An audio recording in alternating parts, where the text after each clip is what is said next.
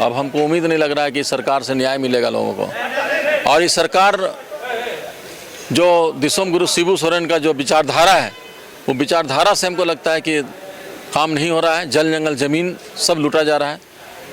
माननीय मुख्यमंत्री ने पिछले विधानसभा में बोले थे कि एलेक्ट और सीबी एक्ट नहीं चलेगा, 2013 कानून चलेगा, विस्थापन आयोग का गठन होगा, लेकिन कहाँ कुछ हो रहा है। देखिए, जिस तरह से आप सरकार के खिलाफ बोल रहे हैं, सरकार के खिलाफ आवाज़ उठा रहे हैं, तो क्या एक बार फिर से आप तैयार हैं तड़ी पार होने के लिए?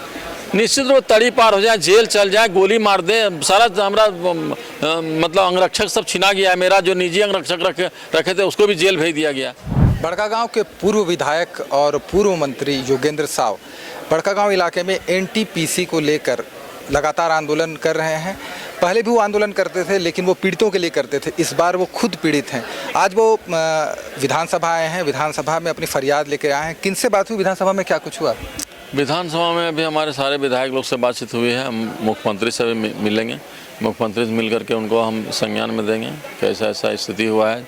वहाँ 400 फोर्स जा कर के जो है सो लोगों को मारने पीटने का काम किया है। हम लोग के घर में भी गया, वहाँ से मेरा ड्राइवर को उठा के ले गया, विधायक जी का ड्राइवर को उठा के ले गया, चाबी अभी तक ले गया है। मेरा इनोवा का, स्कॉर्पियो का चाबी लेकर के चला गया, जो अभी भी उन्हीं लोग के पास है।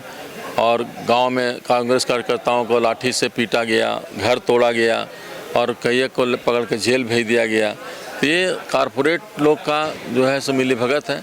वहाँ प्रशासन पूरा बिक चुकी है। पुलिस जो है सो लठैत बन गया है वहाँ के कारपोरेट का।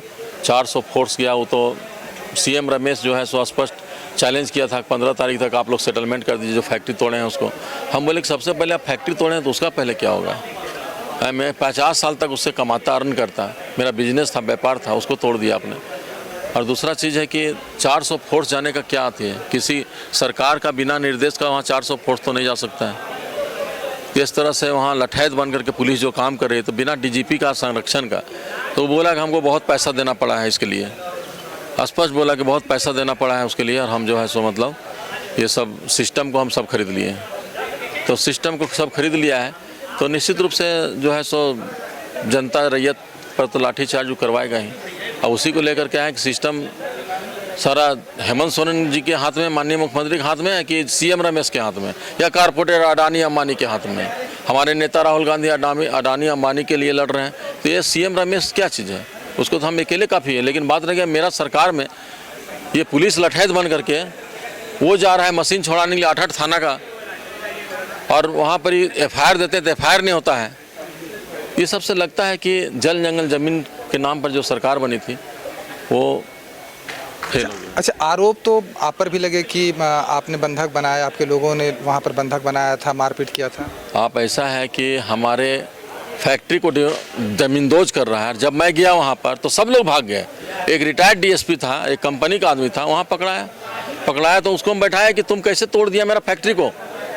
हमने थाना पर, थाना वाला गया, मैंने थाना कहा कि एफआईआर कीजिए, इन लोग को अरेस्ट कीजिए और मशीन को जब्त कीजिए। मशीन को एक मशीन, 4 चैन का मशीन, पोकलेन मशीन लगा हुआ था।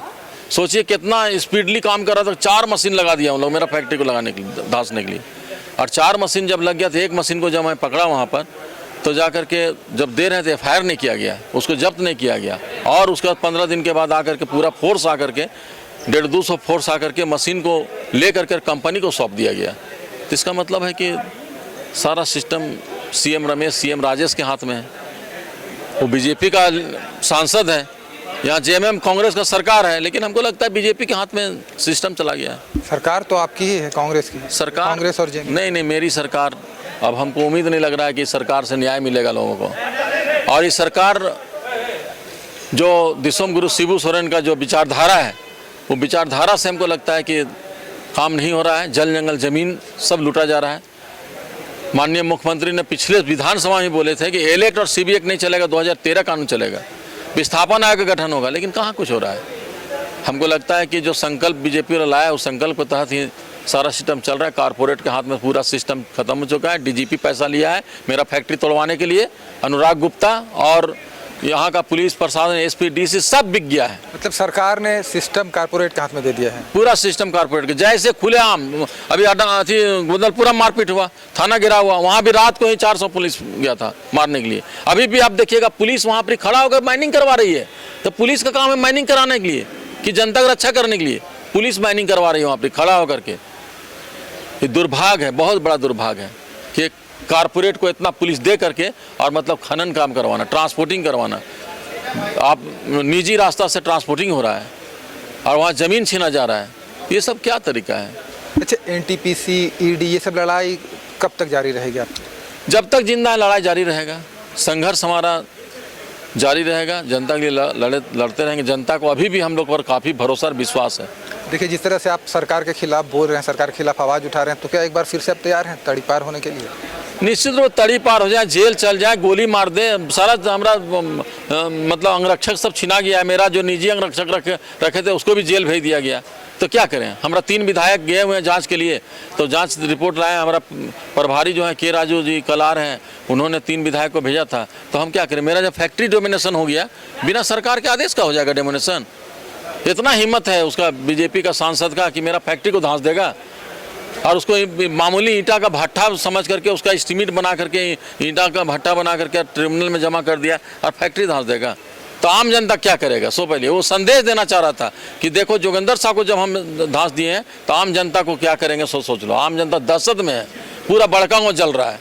पतरातू में वही हाल है, छाय डैम का, वहाँ आपका गुंदलपुरा में वही हाल है, बादम, गुंदलपुरा, अम्बाजीत, महोगाय, हरली, ये सब के लोगों को मारा पीटा गया रात को। और उसके बाद फिर तुरंत 16 तारीख को जो है यहाँ चट्टी बरिया तो पचड़ा, जोरदाग, पगार में घुस करके पुलिस मारपीट करके जेल भेज दिया सबको और माइनिंग चालू करवा दिया। तो इससे स्पष्ट नजर आता है कि पूरा पैसा का डील हुआ है और डीजीपी पैसा लेकर के ये सब काम कराया। माननीय मुख्यमंत्री तो यहाँ थे, ये श्राद्ध क्रम में थे।